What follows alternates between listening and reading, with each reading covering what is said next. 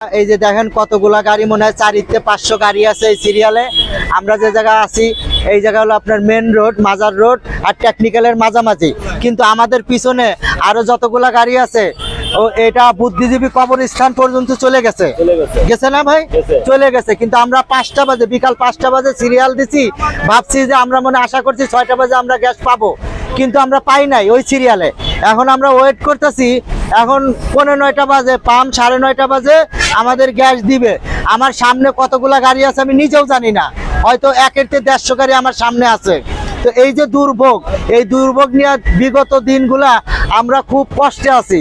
তো আমার একটাই আবেদন, আমাদের দেশের প্রধানমন্ত্রী মাননীয় তারেক রহমান, ওনাকে আমি আকুল আবেদন করতেছি যে আমাদের এই সমস্যা দ্রুত সমাধান করুক। ওনার কাছে আমাদের এই আবেদন, ঠিক আছে? তা না হলে আমরা আর পারতাছি না। এই যে সারা দিন সারা রাত 24 ঘন্টা ডিউটি করে আমরা বাসায় যাইতে পারি না। আমগো বউ বাচ্চা কই আছে না আছে আল্লাহ খোদা জানে।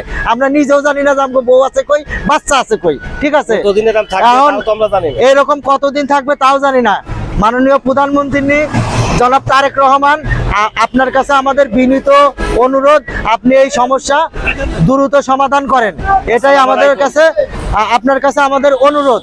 আসসালামু আলাইকুম রহমতুল্লাহ।